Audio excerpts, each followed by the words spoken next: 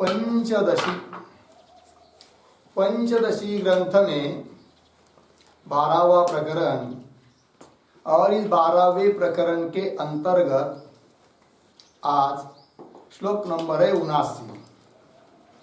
इसके अवतरणिका देखिए। विद्यमानस्यपि सुखांशस्य तिरस्कारे दृष्टांतम आह। ठीक, बात यह चल रही थी कि आत्मा चित स्वरूप है, आनंद स्वरूप है, किंतु वृत्ति में केवल चित्त की अभिव्यक्ति हो रही है, आनंद की नहीं। तो प्रश्न पूछा था किसी भी वृत्ति में दोनों की अभिव्यक्ति होगी ही नहीं क्या? तो उत्तर दिया था ऐसी बात नहीं है। सत्वगुण का परिणाम जो सात्विक वृत्ति है उसमें तो चित्त और सुख अर्थात चित्त और आनंद दोनों की अभिव्यक्ति होती है, क्योंकि वह सात्विक वृत्ति निर्मल होती है। किंतु बाकी की जो वृत्ति है रजोगुण का परिणाम स्वरूप, वो वृत्ति मलिन होने के कारण उस वृत्ति में केवल चित्त की अभिव्यक्ति होती है, आनंद अर्थात सुख अंश का तिरस्कार होता है, उसकी अभिव्यक्ति होती नहीं है। तो वस्तु विद्यमान होने पर भी एक की अभिव्यक्ति होती है, एक की नहीं हो सकती है। इस बात को समझाने के लिए दृष्टांत दे रहे ग्रंथकार श्लोक के माध्यम से। वही अवतरणिका में बताया क्या कि विद्यमानस्य अपि सुखांशस्य, सुख अंश आनंद अंश विद्यमान होने पर भी उसका तिरस्कार होता है, उसकी अभिव्यक्ति वृत्ति में नहीं हो रही है, केवल चित्त की अभिव्यक्ति हो रही है। दोनों भी विद्यमान होने पर भी एक की अभिव्यक्ति होती है, एक की नहीं होती है। इस बात को स्पष्ट करने के लिए दृष्टांतम आह, दृष्टांत दे रहे हैं। तिन्तिणी फलमत्यम्लं लवणेन युतं यदा तदाम्लस्य तिरस्कारात् ईषदम्लं यथा तथा तिन्तिणी फलमत्यम्लं लवणेन युतं यदा तदाम्लस्य तिरस्कारात् ईषदम्लं यथा तथा। तिन्तिणी फलम अत्यम्लं लवणेन युतं यदा तदा आम्लस्य तिरस्कारात् ईषद अम्लं यथा तथा। अन्वय यथा अत्यम्लं तिन्तिणी फलम यदा लवणेन युतं तदा आम्लस्य तिरस्कारात् ईषद अम्लं तथा। ठीक है, देखो भाई दृष्टांत दिया है कि यथा जिस प्रकार तिन्तिनी फल मतलब इमली, चिंच, इमली का फल। ठीक है, और वो अतिशय अम्ल होता है, अम्बट अम्ल होता है, किंतु जब उसको नमक के साथ मिलाकर खाएंगे तो यदा लवणेन युतम, तब क्या होता है? तदा आम्लस्य तिरस्कारत्, तब उसका खट्टापना कम हो जाता है। और ईषद अम्लम, बहुत कम अम्ल की उपलब्धि होती है, कम अम्बट लगता है वो। और बाकी का जो बहुत ज्यादा अम्लपना था, खट्टापना था, वो क्या हो जाता है? तिरस्कृत हो जाता है दृष्टांत में। तथा उसी प्रकार रजोगुण का परिणाम भूत जो वृत्तियां है उसमें भी चित्त की अभिव्यक्ति होती है और सुखांश का तिरस्कार हो जाता है। यह बात बताना है तथा से। टीका को देखिए। तिन्तिणीति यथा तिन्तिणी फले लवण योगात् अत्यम्लत्वं तिरोहितं तद्वत् रजोवृत्तौ आनंदस्य तिरोभावः इत्यर्थः। ठीक है, कि यथा जिस प्रकार तिन्तिनी फल में, चिंच के फल में लवण योगात्, लवण मतलब नमक को मिलाकर खाएंगे तो लवण योगात् अम्लत्वं तिरोहितम, उसका अम्लपना खट्टापना तिरोहित हो जाता है, दब जाता है, अभिव्यक्त होता नहीं है। तद्वत उस प्रकार रजोवृत्तौ, रजोगुण का परिणाम स्वरूप जो वृत्तियां है उन वृत्तियों में आनंद से तिरोभाव, आनंद का क्या होता है, तिरोभाव होता है, ये बात बताई। आगे गूढ़ाभिसंधिम शंकते, पूर्व पक्षी शंका कर रहा है, किंतु शंका कैसी कर रहा है, तो गूढ़ अभिप्राय को मन में रखकर शंका कर रहा है, अर्थात शंका करने के पीछे उसका कुछ विशेष अभिप्राय है। तो किस अभिप्राय को लेकर वो शंका कर रहा है उस बात को बता रहे अब ग्रंथकार श्लोक के माध्यम से। पूर्व पक्षी शंका कर रहा है, ननु प्रियतमत्वेन परमानंदतात्मने विवेक्तुं शक्यतामेवं विना योगेन किं भवेत्। ननु प्रियतमत्वेन परमानंदतात्मनि विवेक्तुं शक्यतामेव विना योगेन किं भवेत्। ननु प्रियतमत्वेन परमानंदता आत्मनि विवेक्तुं शक्यताम् एवं विना योगेन किं भवेत्। ठीक, अन्वय ननु एवं, नीचे की पंक्ति में एवं है, एवं ऊपर आत्मनि परमानंदता प्रियतमत्वेन विवेक्तुं शक्यताम्, विवेक्तुं शक्यताम् योगेन विना, योगेन विना किं भवेत्।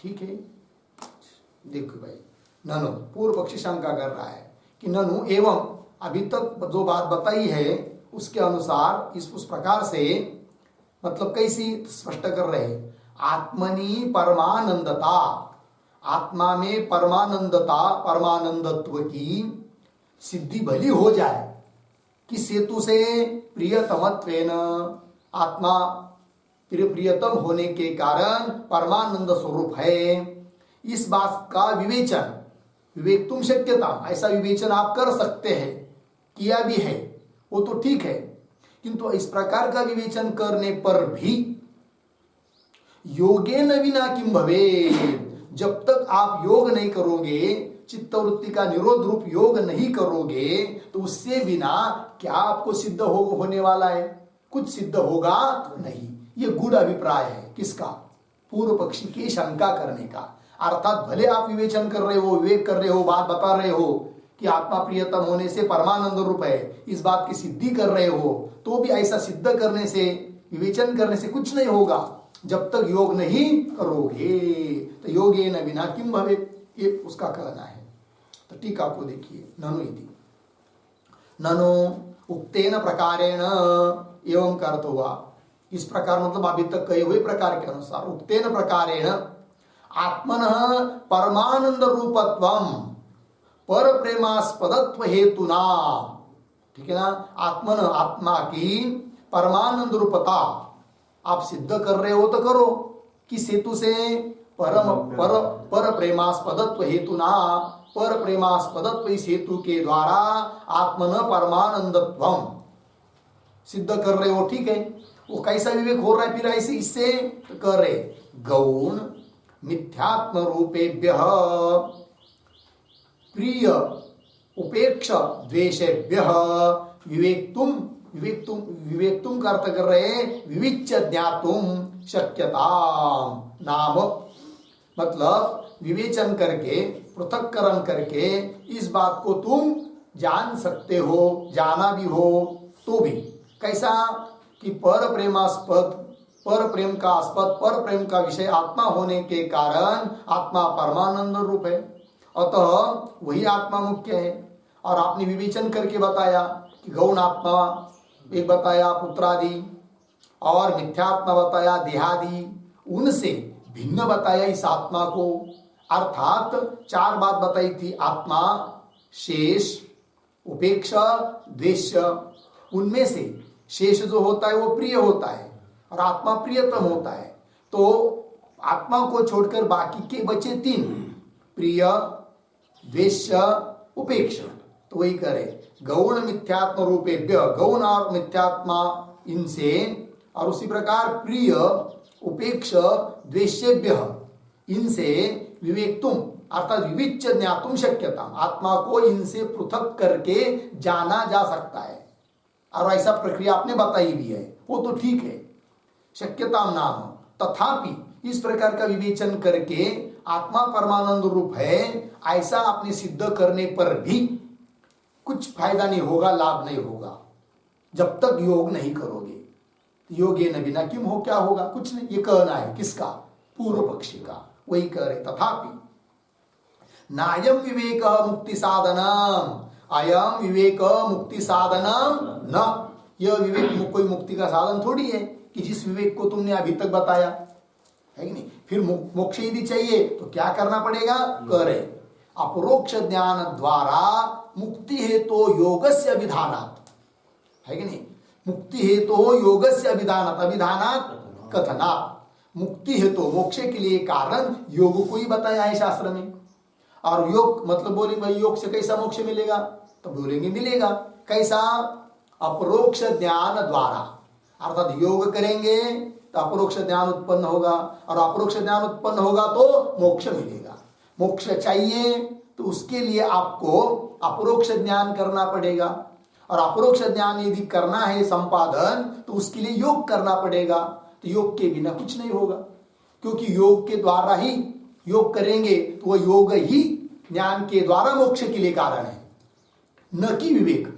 यदि विवेक भी मोक्ष के लिए कारण होता तब आपका इस प्रकरण में जो विवेक बताया वो हमको मान्य था, ठीक है भाई विवेक आपने बताया उससे मोक्ष हो जाएगा।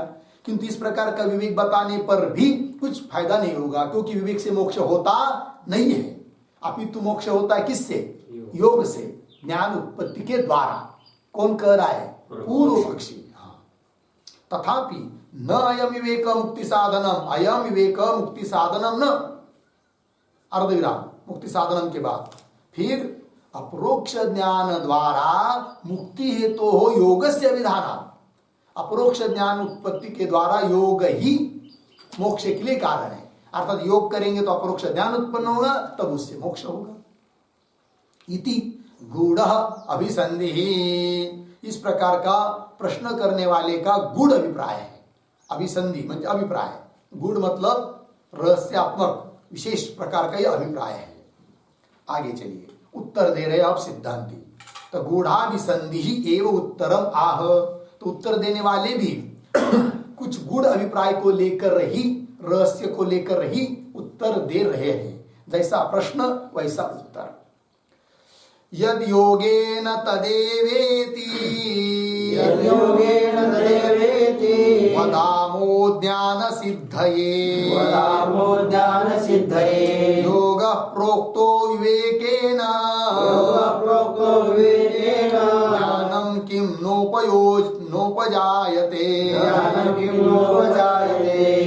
यद योगेन तदेवेति, वदामो ज्ञान सिद्धये, योगः प्रोक्तो विवेकेन, ज्ञानं किं नोपजायते।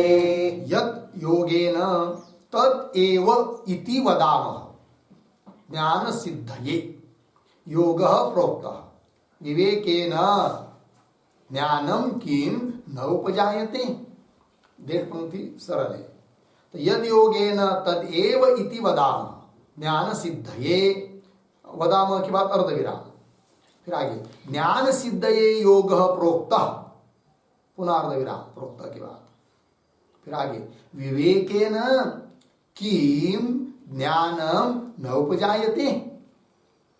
लगा कि अंतिम पंक्ति में अन्वय, विवेकेन किम ज्ञानम न उपजायते, ये प्रश्न देखिए अर्थ। तो सिद्धांति उत्तर दे रहे हैं, तो बोल रहे भाई यद योगेन तदेव इति वदामः, अर्थात योग से जिस बात की सिद्धि होती है वही सिद्धि, उसी बात की सिद्धि विवेक से भी होती है, ऐसा हम बोलते हैं। कौन बोल रहे हैं, सिद्धांति। पूर्व पक्षी क्या समझ रहा था कि योग से ही ज्ञान द्वारा मोक्ष मिलेगा, विवेक से नहीं, किंतु उसका भ्रम था। सिद्धांत उसको बता रहे, अरे भाई, जैसे योग के द्वारा, योग से ज्ञान उत्पत्ति होकर मोक्ष मिलता है, ये जैसे तुम कह रहे हो, उसी प्रकार विवेक से भी मोक्ष की प्राप्ति होती है ज्ञान उत्पत्ति के द्वारा, वही कह रहे। अतः हमने जो विवेक बताया वो कोई निष्फल बताया नहीं है, ये बात। यद योगेन तद एव इति वदामः। आगे, ज्ञान सिद्ध है योग प्रोक्त, ज्ञान को सिद्ध, ज्ञान सिद्ध है अर्थात ज्ञान उत्पत्ति, ज्ञान उत्पत्ति के लिए योग प्रोक्त, योग को बताया है।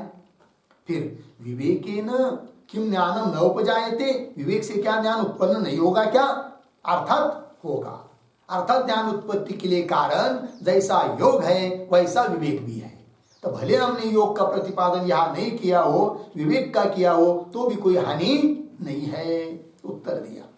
टीका को देखिए, यद योगेन इति यथा योगस्य अप्रोक्ष ज्ञान हेतुत्वम अस्ति एवं विवेकस्य अपि इति अत्र अपि गूढ़ अभिसंधि। ठीक है जी। तो यथा, जिस प्रकार योगस्य अपरोक्ष ज्ञान हेतुत्व, अपरोक्ष ज्ञान के लिए कारण कौन है? योग। जिस प्रकार एवं उसी प्रकार विवेकस्य अपि अर्थात विवेक भी अपरोक्ष ज्ञान के लिए कारण है।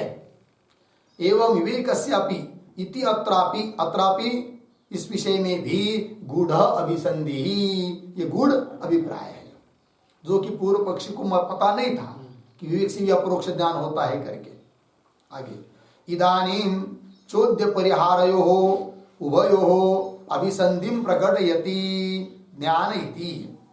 अब इदानीं, अब चोद्य परिहार, चोद्य अर्थात प्रश्न, परिहार मतलब उत्तर, प्रश्न और उत्तर इन दोनों का उभयो अपि, चोद्य परिहारयो उभयो अभिसंधि, दोनों में भी जो रहस्य है, अभिप्राय है, उसको प्रकट कर रहे हैं ज्ञान सिद्ध इत्यादि पंक्ति से। श्लोक में आया है कि नहीं ज्ञान सिद्ध, वहां से लेकर आगे उसी का स्पष्टीकरण टीकाकार कर रहे हैं कि यथा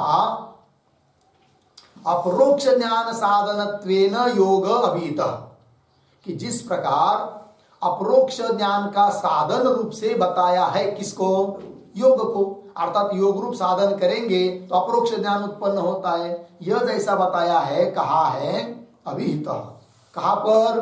पूर्वस्मिन अध्याये, पूर्वस्मिन अध्याय मतलब 11वें प्रकरण में क्या बताया कि अपरोक्ष ज्ञान का साधन है कौन? योग। इस बात को बताया है 11वें प्रकरण में। यथा अपरोक्ष ज्ञान साधनत्वेन योग अभिहित पूर्वस्मिन अध्याय, एवं उसी प्रकार अस्मिन अध्याये, अस्मिन अध्याये इस 12वें प्रकरण में, अस्मिन अध्याये अभिहितेन गौणाध्यात्मत्व विवेक द्वारा कोश पंचक विवेकेन अपि ज्ञानम उत्पद्यते एव इत्यर्थ। ठीक है। तो इस अध्याय में भी अभिहितेन, अभिहितेन मतलब अभिहितेन, हाँ, पण किसके साथ अन्वय है? कोश पंचक विवेकेन, कथन किया हुआ जो 5 कोशों का विवेक, फिर उसका विशेषण है बीच में, कैसा वो? तो गौणाध्यात्मत्व विवेक द्वारा, गौणात्मा, मिथ्यात्मा, मुख्यात्मा, इसका विवेक किया, विवेचन किया, पृथक्करण किया, और इसके माध्यम से कोश पंचक का भी विवेक हो जाता है, अर्थात 5 कोशों से आत्मा भिन्न है, इस बात की सिद्धि हो जाती है। तो कोश पंचक विवेकेन अपि, 5 कोशों के विवेक से भी ज्ञानम उत्पद्यते एव, ज्ञान उत्पन्न होता ही है। यह बात जैसे योग से ज्ञान उत्पन्न होता है, पिछले अध्याय में बताया, उसी प्रकार विवेक से भी ज्ञान उत्पन्न होता है, इस बात को इस अध्याय में बताया। ठीक है। आगे, तत्र किम प्रमाणम इति आशंक्य, पूर्व पक्षी पुनः बोल रहा है, तो बोलेंगे भाई तत्र किम प्रमाणम, तत्र विवेकेन मोक्ष, कोश पंचक विवेकेन ज्ञानम हाँ, तो देखो तत्र शब्द का अर्थ लिखिए, बराबर है। तो और स्पष्टीकरण करते, तत्र मतलब योग विवेकयो हो ज्ञान हेतुता विषये, यह अर्थ। योग विवेकयो हो ज्ञान हेतुता विषये, यह अर्थ है तत्र शब्द का।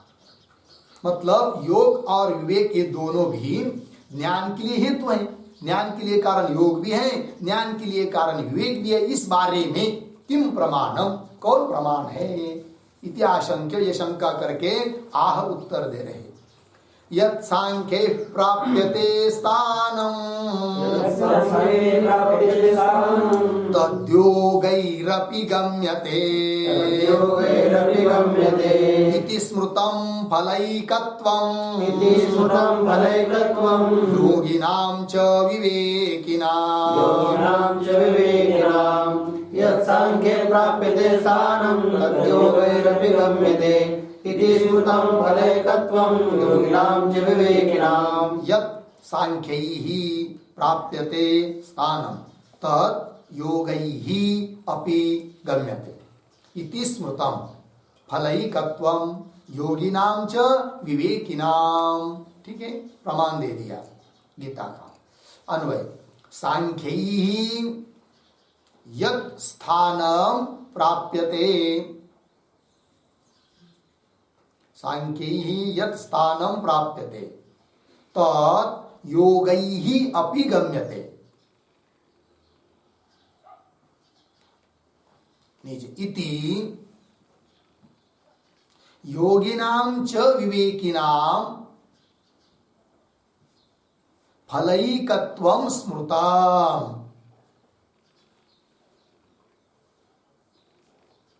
फलैकत्वं स्मृतम्। देखो भाई, तो सांख्यैः यत् प्राप्यते, सांख्य अर्थात विवेकी, सांख्यैः विवेकी भी, विवेकियों के द्वारा यत् प्राप्यते, जिस ज्ञान की उसको प्राप्ति होती है, यत् स्थानम प्राप्यते, जिस स्थान की प्राप्ति होती है, मोक्ष की प्राप्ति होती है, तत् योगैः अपि गम्यते, वह स्थान योग से भी प्राप्त होता है, ऐसा बताया है। इति इस प्रकार योगिनाम च विवेकिनाम, योगियों के लिए और विवेकियों के लिए फलैकत्वं स्मृतम, दोनों के लिए कई फल बताया है, स्मृति ग्रंथ ने कहा है। टीका यत् सांख्यैरिति, सांख्यैहि प्रतीक है, सांख्यी का अर्थ कर रहे हैं आत्मानात्म विवेकी भी। आत्मा और अनात्मा कौन है, इसका विवेक जिनको हुआ है, ऐसे लोगों के द्वारा। यत् स्थानम, यत् स्थानम प्रतीक, उसका अर्थ कर रहे हैं मोक्ष रूपम, तो मोक्ष रूप स्थान। प्राप्यते, प्राप्यते का अर्थ कर रहे गम्यते। ठीक है, तो क्या अर्थ निकला, विवेकियों के द्वारा, आत्मा अनात्मा का विवेक करने वाले के द्वारा जो स्थान अर्थात मोक्ष रूप स्थान प्राप्त होता है, तत् योगैहि, योगैहि प्रतीक है, उसका अर्थ कर रहे योगी भी, योगैहि मतलब योगी भी, योगी के द्वारा, योग करने वालों के द्वारा भी, अपि गम्यते अर्थात प्राप्यते। आगे इति, इति प्रतीक है, उसका अर्थ कर रहे अनेन, अनेन मतलब इस प्रमाण के द्वारा। क्या बताया, योगिनाम विवेकिनाम च फलैकत्वम, योगी और विवेकियों के लिए एक फल बताया है, फलैकत्वम। क्या फलैकत्वम, उसका अर्थ कर रहे फलैकत्वम का ज्ञान द्वारा मोक्ष लक्षण फलस्य एकत्वम उक्तम इत्यर्थः। अर्थात ज्ञान उत्पन्न होकर मोक्ष लक्षण मतलब मोक्ष स्वरूप फल प्राप्त होता है। ठीक है, तो योग करेंगे तो भी ज्ञान उत्पत्ति होकर मोक्ष मिलेगा, और विवेक करेंगे तो विवेक के द्वारा भी ज्ञान उत्पन्न होकर मोक्ष मिलेगा। दोनों के लिए एक समान फल बताया है। आगे चलिए, आगे के श्लोक क्या उत्तर निका, ननु विवेक योगयो हो एकम एव चेत फलम तर्हि अनयो हो अन्यतरस्यैव युक्तम शास्त्रेषु प्रतिपादनम न उभयो हो इति आशंक्य। या तक शंका हुई पूर्व पक्षी की। क्या शंका, शंका को पहले देखिए। ननु विवेक योगयो एकम एव चेत फलम, विवेक और योग इन दोनों का फल यदि एक ही है तो शास्त्र में किसी एक का ही निरूपण करना चाहिए, दोनों का निरूपण करने की आवश्यकता क्या है? लग गया कि नहीं? हाँ, विवेक योगयो एकमेव चेत फलम, एक ही यदि फल है तो तर्हि तब तो अनयो अर्थात इन दोनों में अन्यतरस्य एव युक्तम शास्त्रेषु प्रतिपादनम, तर्हि शास्त्रेषु अनयोः अन्यतरस्य एव प्रतिपादनम युक्तम, या अन्वय हुआ। पंक्ति लगी क्या क्या? देखिए, तर्हि शास्त्रेषु अनयोः अन्यतरस्य एव प्रतिपादनम युक्तम। ठीक है ना जी? अर्थ देखिए भाई, तब तो शास्त्रों में अनयो अर्थात इन दोनों में से, अन्यतर मतलब कोई एक का ही, अन्यतरस्य एव एक का ही प्रतिपादन करना युक्त है। न उभयो, दोनों का प्रतिपादन करने की क्या जरूरत है? ऐसा प्रश्न कर रहा है कौन? पूर्व पक्षी। न उभयो इति आशंक्य, तो उत्तर दे रहे उसके लिए, अधिकारी वैचित्र्यात् उक्तम उभयो प्रतिपादनम इति अभिप्रायेण आह। तो सिद्धांती कह रहे, अरे भाई, दोनों का फल एक होने पर भी दोनों का भी प्रतिपादन करना उचित ही है, क्योंकि उसका अधिकारी भिन्न भिन्न है। सभी लोग योग कर पाएंगे ऐसी कोई जरूरत नहीं है, सभी लोग विवेक कर पाएंगे ऐसी कोई जरूरत नहीं है। कोई ऐसे होंगे जो विवेक ही कर सकते हैं तो उनके लिए विवेक जरूरी है, कोई ऐसे है कि योग भी कर सकते हैं तो उनके लिए योग जरूरी है। अतः दोनों का भी बताना योग्य ही है, उचित ही है कि नहीं? ये उत्तर दे रहे हैं। अधिकारी वैचित्र्या, अधिकारी भिन्न भिन्न होने के कारण, ठीक है ना जी, होने के कारण उक्तम, क्या उत्तम? उभयो प्रतिपादनम, उभयो प्रतिपादनम उक्तम, दोनों का प्रतिपादन किया है। इति अभिप्रायेण आह, इस अभिप्राय को लेकर उत्तर दे रहे हैं। ठीक है। अब कोई कह सकता है भाई सांख्य का अधिकारी कौन है और योग का अधिकारी कौन है? तो उस बात को देखने के लिए आपको जाना पड़ेगा पीछे ध्यानदीप प्रकरण में। कितना प्रकरण है? 9वां है शायद ना, ध्यानदीप प्रकरण। उसमें श्लोक नंबर 132 133 वहां पर बताया है विवेक का अधिकारी कौन है, ज्ञान का अधिकारी कौन है, योग का अधिकारी कौन है, उधर वहां पर देख सकते हैं। ठीक है। तो अभी यहाँ पर बता रहे हैं कि अधिकारी भिन्न भिन्न होने के कारण दोनों का कथन करना उचित ही है। सभी शास्त्र में ऐसा ही होता है ना। जैसे आयुर्वेद शास्त्र भी लिया है कि नहीं, तो एक समझ लीजिए टाइफाइड हुआ तो उसके लिए बहुत सारी दवाई बताई रहती है। एक पीलिया हुआ तो 50 से ऊपर आयुर्वेद में उसके उपाय बताया है। तो बोलेंगे भाई एक ही यदि बीमारी है तो एक ही उपाय बताना चाहिए, ऐसा क्यों अनेक सारे उपाय बताए? हो सकता है सब जगह सब उपाय उपलब्ध न हो, इसलिए बहुत सारे बताए रहते हैं। उसी प्रकार यहाँ पर भी योग और विवेक दोनों का भी प्रतिपादन करना उचित ही है, ये कह रहे। असाध्य कस्यचिद् योगः कस्यचिद् ज्ञान निश्चयः इत्थं विचार्य मार्गौ द्वौ जगाद परमेश्वरः। असाध्य कस्यचिद् योगः कस्यचिद् ज्ञान निश्चयः इत्थं विचार्य मार्गौ द्वौ जगाद परमेश्वरः। असाध्य कस्यचित् योगः कस्यचित् ज्ञान निश्चयः इत्थं विचार्य मार्गौ द्वौ जगाद परमेश्वरः।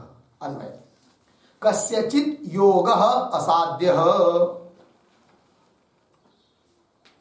कस्यचित् ज्ञान निश्चयः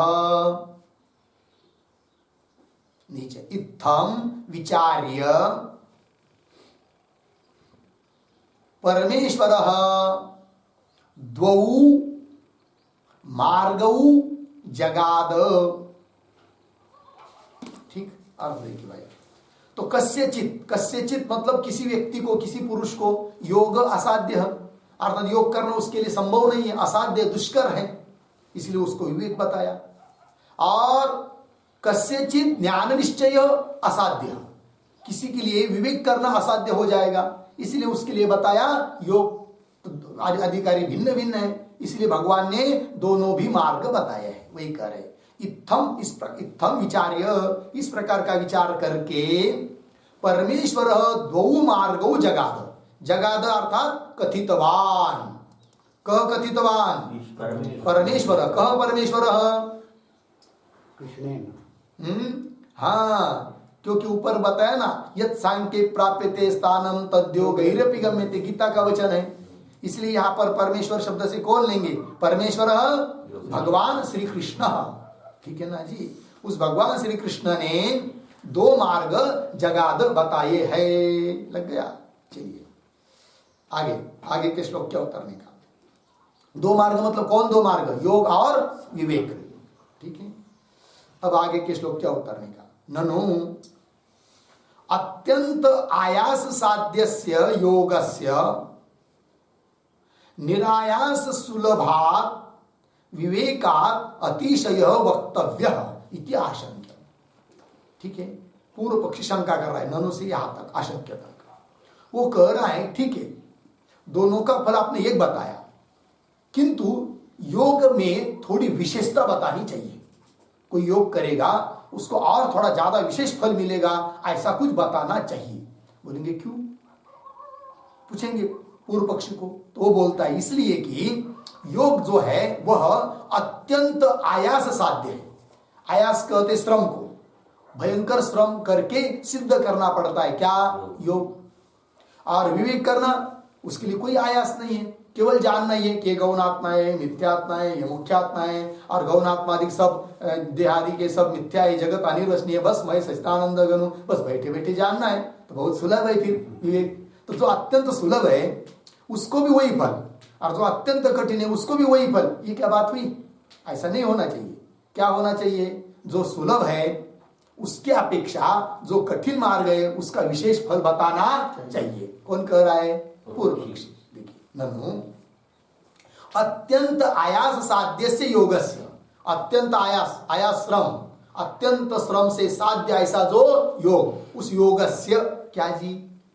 तो दो तीन शब्द छोड़ रहा है, अतिशय वक्तव्य, योगस्य अतिशय वक्तव्य, योग का अतिशय, अतिशय मतलब विशेषता बतानी चाहिए। किसकी अपेक्षा? बीच में निरायास सुलभात विवेकात। निरायास मतलब श्रम के बिना सुलभता से प्राप्त होने वाला जो विवेक, उस विवेक की अपेक्षा विशेषता बतानी चाहिए। किसकी? योग की। ये बोल रहा है कौन? पूर्व पक्षी। उत्तर दे रहे हैं, स अतिशय किम अप्रोक्ष ज्ञान जनकत्वात् उच्यते।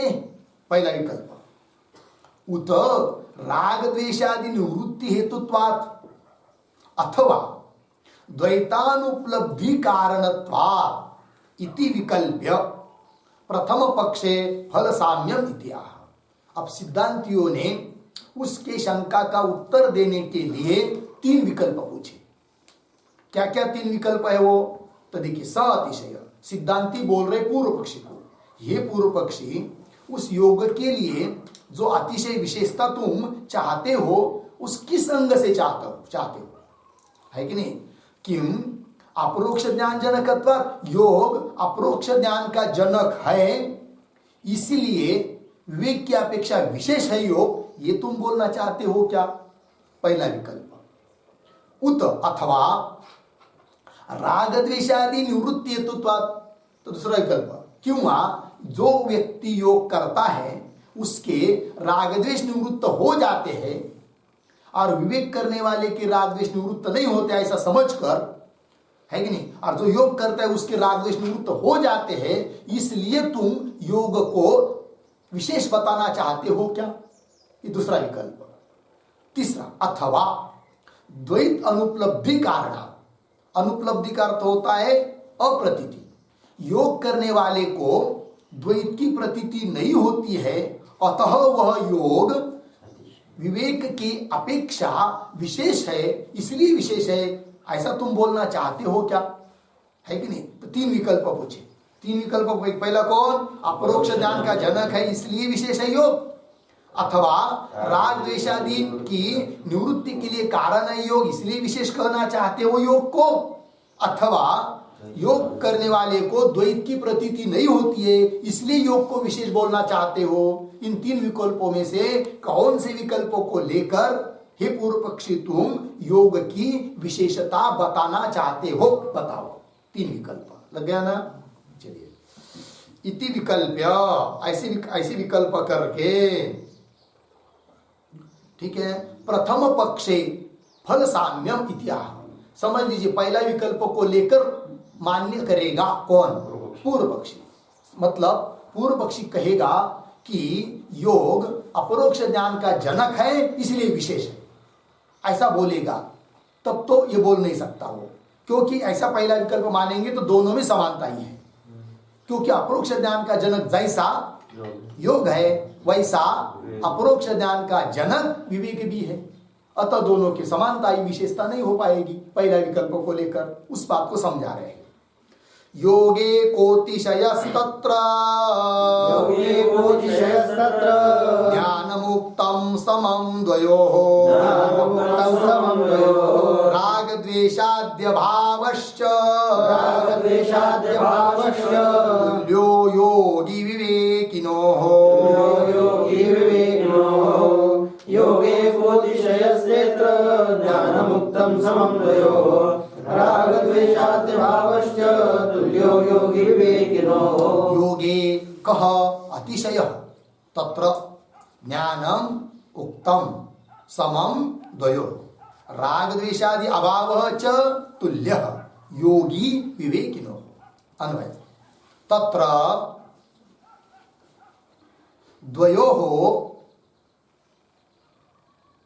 ज्ञानम समम उक्तम, ज्ञानम समम उक्तम। योगे क अतिशयः च राग द्वेषादि अभावः, राग द्वेषादि अभावः योगी विवेकिनोः तुल्यः, योगी विवेकिनोः तुल्यः। ठीक, अर्थ देखिए तत्र, ठीक है, अत्र है क्या? आपकी पुस्तक में अत्र होगा, हमारे यहाँ तत्र है, कोई बात नहीं, एक ही बात है। अत्र इस प्रसंग में ऐसा अर्थ है, या तत्र उस प्रसंग में। तो द्वयोः ज्ञानम समम उक्तम, द्वयोः मतलब दोनों में ज्ञान समान बताया है, अर्थात विवेक करेंगे तो भी अपरोक्ष ज्ञान उत्पन्न होता है और योग से भी अपरोक्ष ज्ञान उत्पन्न होता है, समानता है दोनों में। समम उक्तम योगी का अतिशय, अतः योग में कौन अतिशय है, कौन विशेषता है? अर्थात कोई नहीं। पहले विकल्प का खंडन हुआ। अब यदि समझ लेगा वो दूसरा विकल्प मानेगा पूर्व पक्षी। दूसरा विकल्प कौन सा? राग द्वेषादि की निवृत्ति, योग करेगा तो राग द्वेषादि की निवृत्ति होगी, इसको मानेगा। तो उसको उत्तर दे रहे, राग द्वेषादि अभावः योगी विवेकिनो तुल्यः च। राग और द्वेष का अभाव जैसा योगी के लिए होता है, योग करने वाले में राग द्वेष नहीं होते हैं, उसी प्रकार विवेक करने वाले में भी राग द्वेष नहीं होते, अतः दोनों में समानता ही, अतः राग द्वेष का अभाव हो जाता है। इस विकल्प को लेकर भी योग में विशेषता बता नहीं सकते, ये बात। ठीक है, योग इति द्वयोः प्रतीक है, उसका अर्थ कर रहे विवेक योगयोः उभयोः अपि, विवेक और योग इन दोनों में भी ज्ञान लक्षणम फलम समम उक्तम, ज्ञान लक्षण मतलब ज्ञान स्वरूप फल दोनों के लिए समान बताया है। फलम समम उक्तम बोलेंगे कहा बताया? तो यत् सांख्य इत्यादि ना, यत् सांख्य प्राप्यते स्थानम, हाँ इत्यादि भगवान के वाक्य से दोनों के लिए समान फल बताया है, यत् सांख्य इत्यादि ना। अतः इसलिए तव योगे, हे पूर्व पक्षी तुम्हारे योग में, तव योगे कह अतिशय, कौन विशेषता है? न कोपी इत्यर्थ, कोई विशेषता नहीं है। द्वितीयम प्रत्याह, दूसरा जो विकल्प था राग द्वेषादि का भाव, उसके लिए भी उत्तर दिया है श्लोक के उत्तरार्ध से। क्या उत्तर दिया? कि राग द्वेष का अभाव दोनों के लिए भी समान है। राग द्वेष विवेकी में भी नहीं होते हैं और राग द्वेष योगी में भी नहीं होते हैं, तो दोनों में समान है। अतः उस बात को लेकर भी योग अतिशय, योग में विशेषता है, ये कह नहीं सकते। चलिए आगे, विवेकिन रागादि अभाव उपपादयति। अब विवेकी में भी विवेकी रागादि का अभाव होता है, किसमें? विवेकी में। योगी में तो रागादि का अभाव होता है, इस बात को, यह बात तो माननी ही है, किसको? पूर्व पक्षी को। अब सिद्धांती इस बात को समझा रहे कि जैसे योगी में राग द्वेष का अभाव होता है वैसा विवेकी में भी होता है, इस बात का स्पष्टीकरण कर रहे सिद्धांती। विवेकिन रागादि अभाव उपपादयति, विवेकी का रागादि का अभाव कैसा होता है विवेकी को, उसको कह रहे हैं। न प्रीतिर्विषयेष्वस्ति प्रेयानात्मेति जानतः कुतो रागः कुतो द्वेषः प्रातिकूल्यमपश्यतः न प्रीतिर्विषयेष्वस्ति प्रेयानात्मेति जानतः कुतो राग कुतो द्वेष प्रातिकूल्यमपश्यतः। न प्रीतिः विषयेषु अस्ति प्रेयान् आत्मा इति जानतः कुतः राग कुतः द्वेष प्रातिकूल्यम अपश्यतः। अन्वय, आत्मा प्रेयान्, आत्मा प्रेयान् इति जानतः न विषयेषु प्रीतिः अस्ति, न विषयेषु प्रीतिः अस्ति। नीचे, रागः कुतः, आगे द्वेषः, प्रातिकूल्यम अपश्यतः, प्रातिकूल्यम अपश्यतः द्वेषः कुतः। ठीक अर्थ देखिए, आत्मा प्रेयान इति जानत, आत्मा परम प्रीति का विषय है, परमानंद स्वरूप है, वह आत्मा मेरा ही स्वरूप है, इस बात को जानने वाला जो विवेकी ज्ञानी पुरुष, ठीक है, तो उसके लिए क्या न विषयेषु प्रीति अस्ति, वह विषयों में प्रीति नाम आसक्ति करता नहीं है, क्योंकि उसको सब बात समझ में आ गई है कि विषयों में आनंद नहीं है, आनंद स्वरूप तो मेरा आत्मा ही है, तो वो विषयों में प्रीति करेगा ही नहीं। अब विषयों में प्रीति नहीं करेगा तो राग कुतः, राग उन विषयों में उसको कैसा होगा? राग अर्थात दृढ़ आसक्ति, पहले प्रीति होनी चाहिए आसक्ति, उसके बाद होती है दृढ़ आसक्ति। अब राग ही नहीं विषयों के प्रति, तो उस ज्ञानी को फिर दृढ़ आसक्ति कहां से होगी? अर्थात राग नहीं होगा, ठीक है ना। और प्रातिकूल्यम अपश्यत, उस ज्ञानी के लिए कोई प्रतिकूल है ही नहीं अभी, क्योंकि जहां देखे वहां मैं यही भर रहा हूं, मैं आत्मा स्वरूप ही हूं, विद्यमान हूं, सर्प में भी मैं हूं, व्याघ्र में भी मैं हूं, सब जगह मैं ही हूं, तो मेरे अलावा और दूसरा कोई है ही नहीं है, अर्थात मेरे लिए दूसरा कोई शत्रु नहीं है, तो प्रतिकूल कौन बनेगा? और प्रतिकूल कोई दिखाई देगा तब उसके प्रति बन जाता है क्या? द्वेष। अब कोई प्रतिकूल है ही नहीं है तो द्वेष किससे होगा? किसी से भी नहीं होगा। तो प्रातिकूल्यम अपश्यत द्वेष कुत, अर्थात द्वेष भी नहीं होगा, अर्थात राग द्वेष का अभाव विवेकी में भी है। अद्वेष्टा सर्वभूतानां मैत्रः करुण एव च निर्ममो निरहंकार सर्व दुख सुख क्षमी, कहा है। चलिए टीका, न प्रीति रीति आत्मा प्रेयान इति, इसका अर्थ कर रहे आत्मा प्रियतमः इति, यह अर्थ हुआ। आत्मा सबसे ज्यादा प्रीति का विषय है, प्रियतमः इति जानत पुरुषस्य, ऐसे जानने वाले पुरुष के लिए न तावत विशेषु प्रीति अस्ति, उसको विषयों में प्रीति होती नहीं है।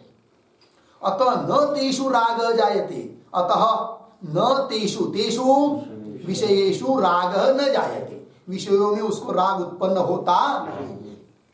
आगे, राग है तो हो अनुकूल्य ज्ञान से अभाव है कि नहीं, क्योंकि राग अर्थात दृढ़ आसक्ति तब होती है जब अनुकूलता का ज्ञान होता है।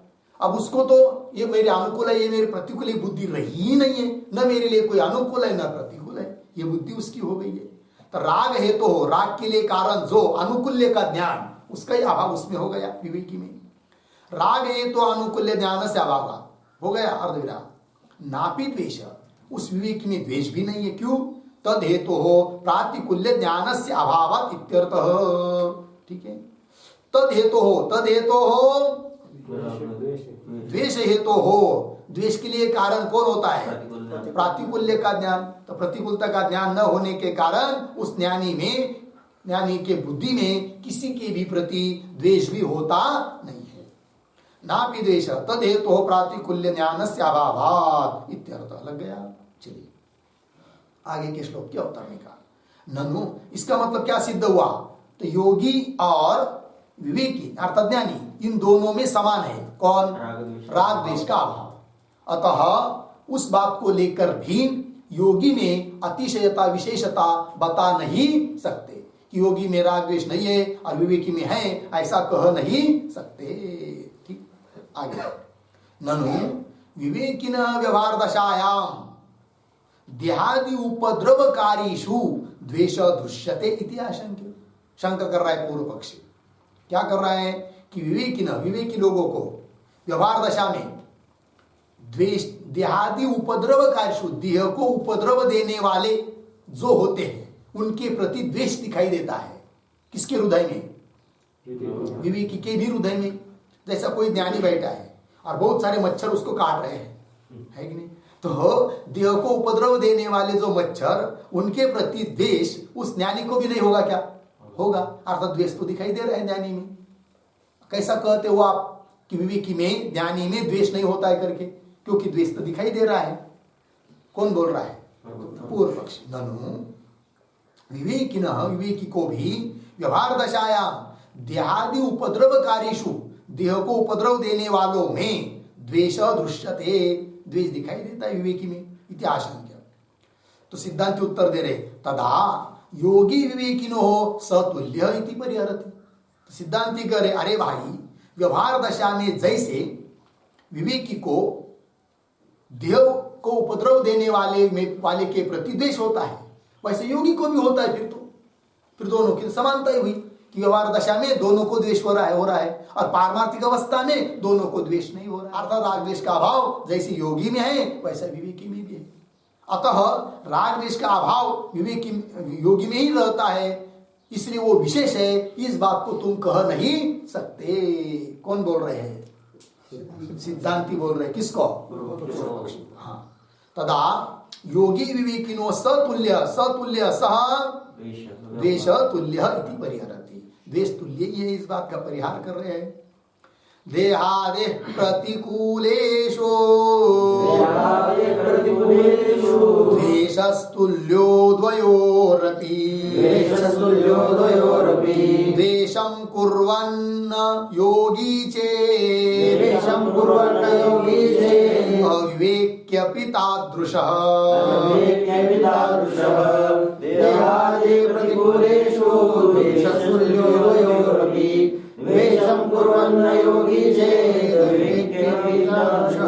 देहादेः प्रतिकूलेषु द्वेषः तुल्यः द्वयोः अपि द्वेषं कुर्वान् न योगी चेत् अविवेकी अपि तादृश। अर्थ देखिए, अन्वय। देहादेः प्रतिकूलेषु द्वेषः द्वयोः अपि तुल्यः, द्वयोः अपि तुल्यः। ठीक, नीचे द्वेषं कुर्वन् योगी न चेत् तादृशः अविवेकी अपि। ठीक है, अर्थ को देखिए।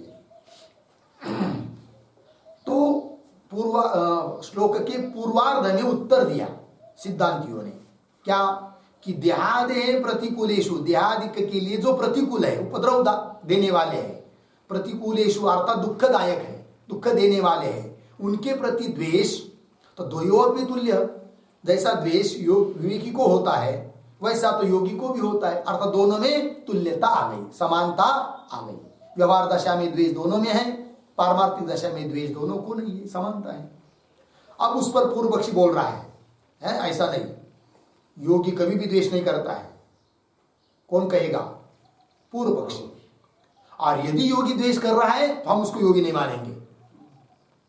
कौन कर रहा है? पूर्व पक्षी। वही देखे, द्वेषम कुर्वन योगी न, यदि कोई द्वेष करता है, कर रहा है, तो उसको हम योगी नहीं मानते हैं, है कि नहीं?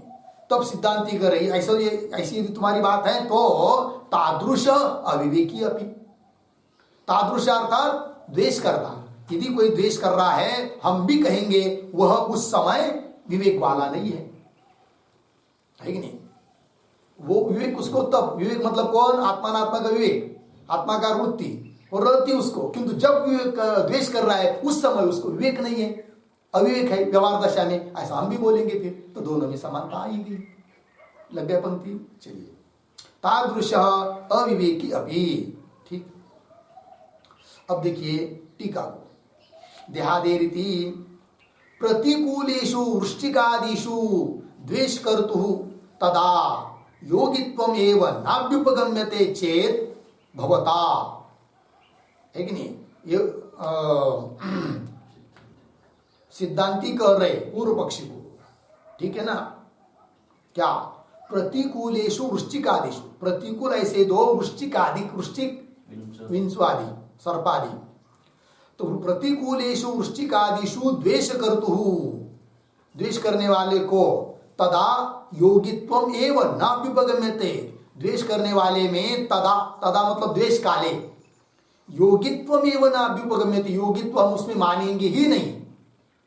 ऐसे यदि तुम कहते हो हे पूर्व पक्षी, ऐसे यदि तुम कहते हो तो न अभ्युपगम्यते चेत भवता, भवता न अभ्युपगम्यते चेत, हे पूर्व पक्षी तुम यदि नहीं मानते हो तो तर्हि तादृशस्य विवेकित्वम अपि, उस प्रकार का विवेकित्व भी न अभ्युपगच्छामः, हम भी नहीं मानेंगे। तादृशस्य, तादृशस्य शाबाश, द्वेष कर्तु पुरुषस्य, यदि कोई विवेकी है और द्वेष कर रहा है तो तादृशस्य पुरुषस्य विवेकित्वम अपि न अभ्युपगच्छामः, विवेकित्व भी हम नहीं मानेंगे। न अभ्युपगच्छामः इति आह द्वेषम इति, श्लोक के उत्तरार्ध से। तो श्लोक के अंतिम में पद आया है तादृश, उसका अर्थ कर रहे द्वेष करता, तादृश प्रतीक है, उसका अर्थ कर दिया द्वेष करता। चेत अविवेकी अपि, ये प्रतीक है, उसका अर्थ कर रहे विवेकवान अपि न भवति इत्यर्थः, अर्थात द्वेष कर रहा है उस समय वह ज्ञानी भी विवेकवान नहीं है, अर्थात विचार रहित है, अर्थात उसकी आत्मा का वृत्ति उस समय नहीं है, देह में बुद्धि आ गई है प्रारब्ध के निमित्त से, ऐसा हम कहेंगे। ठीक है कि? क्योंकि ज्ञान होने से अज्ञान की तो निवृत्ति हो जाती है कि नहीं? ब्रह्म ज्ञान हो गया तो अज्ञान की निवृत्ति हो जाती है, तो भी प्रारब्ध तो निवृत्त नहीं होता है ज्ञान से, तो प्रारब्ध समाप्ति तक अज्ञान का लेश माना जाता है ज्ञानी में भी।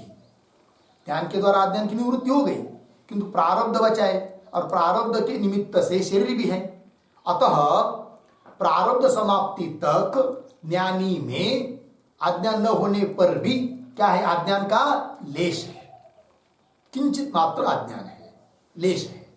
और जब वो अविचार काले, मतलब देह में उसकी बुद्धि रहती है, प्रारब्ध के निमित्त से देह में बुद्धि जब आ जाती है खाने पीने के लिए आदि आदि करके, तो इस समय उसके द्वारा राग द्वेष भी हो सकते हैं, और उस समय उसको जगत की प्रतीति भी होती है बाधित अनुवृत्ति से, है कि नहीं? तो जगत भी दिखाई दे रहा है, और विचार काल में जगत की प्रतीति उस ज्ञानी को नहीं होती है। जब वो अनात्मा का वृत्ति छोड़कर आत्मा का वृत्ति करता है तो जगत की प्रतीति नहीं होती है, तो उस समय उसमें विवेक है। और जिस समय देह में बुद्धि आ गई उस समय उसमें उस प्रकार का विचार नहीं है, आत्मा का वृत्ति नहीं है, अर्थात उस समय हम उसको अविवेकी विचार रहित मानेंगे। तो दोनों में समानता आ गई, किसमें कैसी समानता कि व्यवहार दशा में दोनों में भी द्वेष दिखाई दे रहा है और विचार काल में दोनों में भी द्वेष नहीं दिखाई दे रहा है, तो दोनों में समानता आई गई है। अतः उस द्वितीय मुद्दे को लेकर, द्वितीय विकल्प को लेकर भी योगी में अतिशयता बता नहीं सकते, ये कहना है। ठीक है जी, आगे चलिए, आगे के श्लोक क्या उतरने का। ननो विवेकिनः द्वैत दर्शनम अस्ति योगिनः तु तन्नास्ति इति तृतीय विकल्पे योगिनः अतिशय भविष्यति इति आशंक्य, ये शंका की अभी। तो 3 विकल्प किए थे श्लोक नंबर 84 की अवतरणिका में। तृतीय विकल्प क्या था? द्वैत अनुपलब्धि कारण, अर्थात योगी को द्वैत की उपलब्धि नहीं है, अनुपलब्धि है, अप्रतीति है, द्वैत की प्रतीति नहीं है। और विवेकी व्यक्ति को, ज्ञानी को तो क्या बाधित अनुवृत्ति से द्वैत की प्रतीति है। अतः एक को द्वैत की प्रतीति है, किसको? ज्ञानी को। और योगी को द्वैत की प्रतीति नहीं है, अतः योगी में विशेषता है, ये कहेंगे। ये तृतीय विकल्प को लेकर विशेषता बताना चाह रहा है कौन?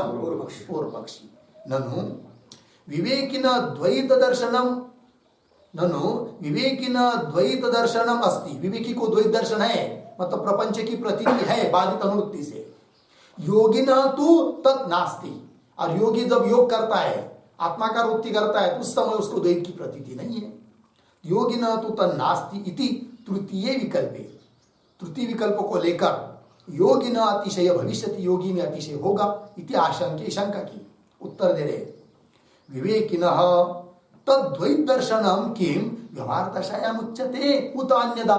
ये 2 विकल्प किया सिद्धांति ने पूर्व पक्षी के प्रति। हे पूर्व पक्षी, एक बात बताओ, क्या विवेकी को द्वैत का दर्शन व्यवहार काल में होता है या अन्य काल में होता है? क्या द्वैत का अदर्शन? पंक्ति देखिए, विवेकिनः तत् द्वैत दर्शनम किम व्यवहार दशायाम उच्यते उत अन्यदा। ऐसा 2 विकल्प किया सिद्धांति ने पूर्व पक्षी के प्रति। हे पूर्व पक्षी, तुम विवेकी को द्वैत दर्शन होता है यह जो बोल रहे हो, किंतु बताओ कि विवेकी पुरुष को द्वैत का दर्शन व्यवहार काल में होता है, प्रपंच का भान व्यवहार काल में होता है, या अन्य काल में अर्थात समाधि काल में होता है द्वैत का भान? किसको? ज्ञानी को। बताओ। ये 2 प्रश्न विकल्प किया, समझ में आया ना? विवेकिनः तद्वैत दर्शनम किम व्यवहार दशायाम उच्यते उत अन्यदा, अन्यदा मतलब समाधि दशायाम इति विकल्प। ऐसी विकल्प 2 विकल्प किया। आद्य यदि पूर्व पक्षी पहला विकल्प मान्य करता है, पहला विकल्प मतलब ज्ञानी को व्यवहार दशा में द्वैत का दर्शन होता है, ये मान्य करता है, तब देखिए आद्य तद योगिनः अपि समानम इत्याह, उस प्रकार का द्वैत का दर्शन तो योगी को भी समान है। जब योगी समाधि को छोड़कर व्यवहार दशा में आता है तो उसको भी तो द्वैत का दर्शन, प्रपंच का दर्शन, प्रपंच तो दिखाई उसको भी देता है, तो दोनों में समानता हुई। फिर कहा विवेकी की अपेक्षा योगी को विशेषता है? कुछ नहीं। पहले विकल्प को लेकर नहीं, ये बात समझ में आई ना? अर्थात व्यवहार दशा में दोनों को भी जगत का दर्शन है और समाधि काल में दोनों को भी द्वैत का दर्शन नहीं है, तो समानता ही तो आ गई। चलिए, द्वैतस्य प्रतिभानं तो व्यवहारे द्वयोः समम् समाधौ नेति चेत् तद्वन् नाद्वैतत्व विवेकिनः। द्वैतस्य प्रतिभानं तु व्यवहारे द्वयोः समम् समाधौ नेति चेत् तद्वन् नाद्वैतत्व विवेकिनः। द्वैतस्य प्रतिभानं तु व्यवहारे द्वयोः समम् समाधौ न इति चेत् तद्वत् न अद्वैतत्व विवेकिनः। अन्वय व्यवहारे द्वैतस्य प्रतिभानं तु द्वैतस्य प्रतिभानं तु द्वयोः समम्। नीचे समाधौ न इति चेत तद्वत् अद्वैतत्व विवेकिनः न। अर्थ देखिए, व्यवहार काल में द्वैतस्य प्रतिभानम, द्वैत का प्रतिभान, प्रतीति तू द्वयोः सम, दोनों के लिए समान है। अब पूर्व पक्षी कहेगा ठीक है, व्यवहार में दोनों को भी द्वैत का भान है, कोई बात नहीं, किंतु योगी को समाधि काल में द्वैत का दर्शन नहीं है, अतः विशेष है योगी, ऐसा बोलेगा कौन? पूर्व पक्षी। तो सिद्धांती कह रहे जैसे योगी को समाधि काल में द्वैत का भान नहीं है, वैसे ज्ञानी को भी विवेक काल में द्वैत का भान नहीं है। तो दोनों को समानता ही हुई, विशेषता कहा कुछ नहीं। दे समाधौ न इति चेत, समाधि में द्वैत का भान योगी को नहीं, ऐसा यदि बोलेगा तो तद्वत उसी प्रकार अद्वैत तत्व विवेकिना, अद्वैत तत्व का विवेक, आप ब्रह्माकार वृत्ति जब उसकी हुई है ज्ञानी की, उस समय अद्वैत तत्व विवेकिना न मतलब उसको उस काल में द्वैत का दर्शन नहीं है। तो दोनों को समानता हुई। द्वितीयम आशंकते समाधौ इति, दूसरे विकल्प को लेकर बताया समाधौ न इत्यादि से। आगे योगिनः समाधि काले द्वैत दर्शनम नास्ति इति उच्यते चेत, उसका स्पष्टीकरण किया तृतीय पाद का। योगी को समाधि काल में द्वैत दर्शन नहीं होता है, इति उच्यते चेत, ऐसा यदि पूर्व पक्षी बोलता है तो चेत इति अध्यार, चेत का अध्यार कर दिया। आगे तर्हि विवेकिनः अपि ज्ञानिनः अपि, ज्ञानी को भी विवेक दशायाम द्वैत अदर्शनम तुल्यम इति परिहरति, द्वैत का आदर्शन समान है ज्ञानी को भी। तो विवेक दशायाम विचार काले, अर्थात जब उसकी आत्माकार वृत्ति रहती है ज्ञानी की, तब उसको भी द्वैत का दर्शन नहीं होता है। तो विवेक दशायाम द्वैत अदर्शनम तुल्यम इति परिहरति तद्वत इत्यादि पंक्ति से चतुर्थ पाद से उत्तर दिया, उसका स्पष्टीकरण कर रहे टीकाकार। योगिनः समाधि दशायाम इव, जैसे योगी को समाधि काल में द्वैत का दर्शन नहीं है, उसी प्रकार इव अद्वैत तत्व विवेकिनः, मतलब उसका अर्थ कर रहे अद्वैत तत्व विवेकिनः प्रतीक है, उसका अर्थ कर रहे अद्वैतम तत्वम इति, मतलब अद्वैत ही एकमात्र तत्व है, ऐसा निश्चय जिस समय ज्ञानी का होता है, वास्तव वस्तु अद्वैत ही है ऐसा निश्चय। अद्वैतम तत्वम, तत्व मतलब वास्तविक वस्तु, अद्वैतम तत्वम इति श्रुति युक्तिभ्याम विवेचनम कुर्वत, श्रुति युक्ति के द्वारा विवेचन करता हुआ, करने वाले को विवेचनम कुर्वतः ज्ञानिनः अपि तस्मिन् काले विवेक दशायाम द्वैत दर्शनम नास्ति इत्यर्थः, ज्ञानी को भी उस समय विवेक द्वैत दर्शन नहीं है। अतः विवेकी की अपेक्षा योगी की विशेषता है, यह कह नहीं सकते, दोनों में समानता ही है। चलिए आगे, कथम तद अभाव इति आशंक्य, उत्तर दे उपरीतने अध्याये तद उत्पादयिष्यते इति आह। पूर्व पक्षी शंका कर रहा है, कथम तद अभाव इति आशंका की शंका हुई पूर्व पक्षी की। तो कथम तद अभाव, तद अभाव द्वैत दर्शनाभाव, तद अभाव का अर्थ द्वैत दर्शनाभाव, अर्थात ज्ञानी को द्वैत के दर्शन का अभाव कैसा होता है बताओ जरा, ये प्रश्न पूछ रहा है कौन? पूर्व पक्षी। उत्तर दे रहे उपरीतने अध्याय, उपरीतन अध्याय का मतलब आगे वाला अध्याय, अर्थात 13वां प्रकरण। तो उपरीतने अध्याय तद उपपादयिष्यते, आगे आने वाला जो 13वां अध्याय है, उस अध्याय में हम कहेंगे क्या, ज्ञानी को द्वैत के दर्शन का अभाव कैसा होता है, इस बात को बताएंगे। इति आह विवक्षते तदस्माभिः द्वैतानंद नामके अध्याये हि तृतीयेतः सर्वमप्यति मंगलम् विवक्षते तदस्माभिः अद्वैतानन्दनामके अध्याये तृतीयेन सर्वमप्यतिमङ्गलम्। विवक्षते तद अस्माभिः अद्वैतानंद नामके अध्याये ही तृतीये अतः सर्वम अपि अतिमंगलम। अन्वय तद ही अद्वैतानंद नामके तृतीये अध्याये अस्माभिः विवक्षते अतः सर्वम अपि अतिमंगलम। ठीक, अर्थ देखिए। तद तद तद तद शाबाश, द्वैत दर्शनाभाव, द्वैत दर्शन का अभाव। ठीक है, ही वह अद्वैतानंद नाम के, अद्वैत आनंद यह है नाम जिसका, जिस प्रकरण का, ऐसा प्रकरण 13वां प्रकरण अद्वैतानंद नाम के तृतीय अध्याय, किंतु उसको यहां पर बोल दिया तृतीय अध्याय, क्योंकि इस पंचदशी ग्रंथ के जो अंतिम 5 प्रकरण है, उन 5 प्रकरण को मिलकर एक नाम दिया है ब्रह्मानंद, और उस ब्रह्मानंद के अंतर्गत तीसरा अध्याय 11वां 12वां 13वां क्रम, शुरू से क्रमशः देखेंगे तो 13वां, और इन 5 के हिसाब से देखेंगे तो तीसरा।